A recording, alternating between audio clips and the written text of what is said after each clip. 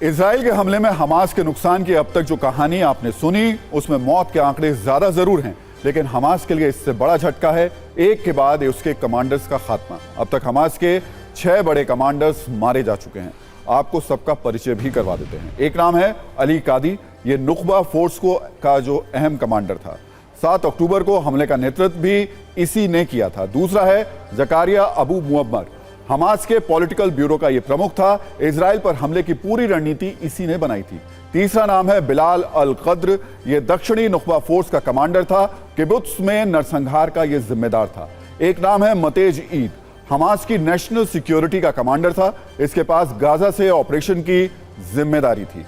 एक नाम है अबू शामला, हमास का आर्थिक मामलों का मंत्री था। हमास के लिए फंड जुटाने का यह काम करता था। और एक और नाम मेराद अबू मेराद, हमास का ये एयर चीफ था। इजराइल पर रॉकेट हमलों के लिए यह जिम्मेदार था। इसके अलावा हमीद सिनवार भी एक नाम है जिसे इजराइल की सेना ने मार गिराया। यह हमास का कमांडर याहा सिनवार का भाई है। और इस पूरे मामले पर बात करने के लिए मेरे दोनों सहयोगी मनीष झा जो इस वक्त राफा क्रॉसिंग पर हैं और सुमित चौधरी जो कि गाजा बॉर्डर पर मौजूद हैं। सुमित, गाजा की स्थिति हम रोज बात कर रहे हैं, ऐसा लग रहा है कि बस अब थोड़ा वक्त रह गया है, बस कुछ पलों में सीधे बड़ा हमला हो जाएगा। लेकिन जो स्ट्रैटेजी पिछले 48 घंटे से आप देख रहे हैं, ये लड़ाई अब लंबी चलेगी। बिल्कुल बिल्कुल बिल्कुल राहुल जी, आपने बिल्कुल ठीक कहा और इसकी पुष्टि खुद इजराइल के प्रधानमंत्री नेतन्याहू ने भी कह दी है कि ये लड़ाई लंबी चलेगी और हर 24 घंटे के अंदर स्ट्रैटेजीज बदल रही है। पहले ये कहा गया था कि लगातार आरटी अटैक्स होंगे, लगातार एयर स्ट्राइक्स होंगे और उसके बाद स्पेशल फोर्सेज अंदर घुस जाएंगी। लेकिन पिछले 48 घंटे से हम ये भी देख रहे हैं कि भले ही आरटी अटैक्स कम किए गए हो, स्पेशल फोर्सेज अंदर घुस गई हो, लेकिन गाजा सिटी के अंदर नहीं घुसी हैं, क्योंकि अभी ये सोचा जा रहा है कि आखिरकार जब फोर्सेज घुसेंगी तो उनके पीछे का बैकअप कैसा होगा, कितना बैकअप उनको चाहिए होगा। और अभी भी मुझे बताया गया कि थोड़ी देर पहले कि कमांडर्स की एक मीटिंग हुई टॉप ऑफिशियल्स की आईडीएफ की, जिसमें यह तय किया गया कि जब ग्राउंड फोर्सेस अंदर होंगी तो उनके बैकअप के लिए ना सिर्फ अमेरिका बल्कि कई और देश लगातार उनको एक सिक्योर एक वो भी देंगे, सिक्योरिटी भी देंगे, ताकि अगर लॉन्ग रेंज मिसाइल्स अगर उनकी तरफ आती हैं, क्योंकि कहा यह भी जा रहा है कि हमास के जो मिलिटेंट्स हैं वो भले ही गाजा के अंदर हो, लेकिन कई और जगह उनके जो समर्थक हैं, उनके सपोर्टर्स हैं, वो भी मौजूद हैं और हिजबुल्लाह लगातार इसको लेकर बहुत ज्यादा अग्रेसिव है। तो कहीं हिजबुल्लाह भी उस तरफ अटैक ना कर दे। तो ये जरूर इंश्योर किया जा रहा है कि जब फोर्सेस आगे मूव करेंगी तो इनको एक ऐसा पैसेज दिया जाए जो कहीं ना कहीं से एयर डिफेंस के मामले में पूरी तरीके से सिक्योर हो। बिल्कुल बिल्कुल, ये दिखाई भी दे रहा है सुमित। लेकिन मनीष, एक बड़ा सवाल ये कि एक तरफ फोर्स मूव कर रही है और दूसरी तरफ बाइडेन भी मूव करने वाले हैं, इसराइल की तरफ आ रहे हैं। और एक और बड़ा मूवमेंट इस वक्त होने वाला है, वो ये कि पुतिन पहुंच रहे हैं चीन।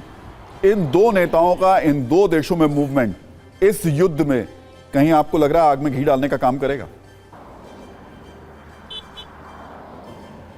देखिए, बिल्कुल सही कहा आपने। मैं इस वक्त राफा क्रॉसिंग में हूं और कई सारे डेवलपमेंट एक साथ हो रहे हैं। बाइडेन इजराइल आ रहे हैं ये जब बताने के लिए कि अमेरिका इजराइल को समर्थन दे रहा है। पुतिन चीन जा रहे हैं क्योंकि रूस और चीन का इस पूरे कॉन्फ्लिक्ट में एक अहम योगदान है। और इन सब के बीच में जो एक मास्टरमाइंड है उसका नाम है ईरान। और ईरान के विदेश मंत्री ने अभी कहा है कि हमास उन 200 बंधकों को रिहा करने के लिए तैयार है अगर इजराइल अपना हवाई हमला छोड़े। और वहीं हमास की तरफ से यह कहा गया है कि हमें 200 बंधकों के बदले हजारों लोग जो फिलिस्तीन के इजराइल के जेल में हैं उन्हें रिहा किया जाए। तो कुल मिलाकर देखा जाए तो देखिए एकदम पूरा मिक्स सा होता जा रहा है। और फिर ईरान के ही विदेश मंत्री के शब्दों में पॉलिटिकल सॉल्यूशन अब बचा नहीं है, बहुत ज़्यादा उम्मीद नहीं है और ऐसे में कई फ्रंट से वॉर शुरू होंगे। तो मुझे लगता है कि पुतिन के विजिट और बाइडेन के विजिट के बीच में ईरान के विदेश मंत्री ये चेतावनी दे रहे हैं कि अब यह युद्ध बड़े स्केल पर होने वाला है, इसे कोई नहीं रोकने वाला है।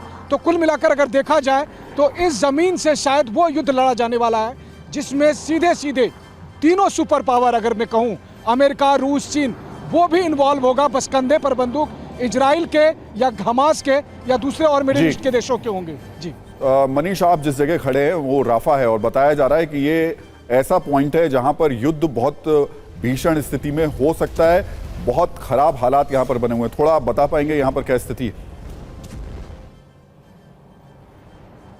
बिल्कुल, देखिए मैं अपने कैमरा सहयोगी अमित को कहूँगा थोड़ा सा लोकेशन भी दिखाए।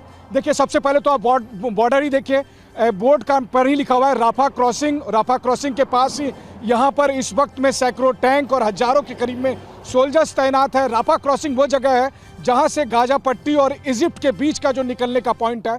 क्योंकि अभी फिलहाल ये पूरी दुनिया के अटेंशन में इसलिए है क्योंकि 600 के करीब अमेरिकन सिटीजन अभी गाजा पट्टी में हैं और उनको निकालने के लिए अमेरिका बार बार इजराइल को ये कह रहा है कि अभी थोड़ा सा आप एयर स्ट्राइक कम करो ताकि अपने सिटीजन को वो निकाल सके।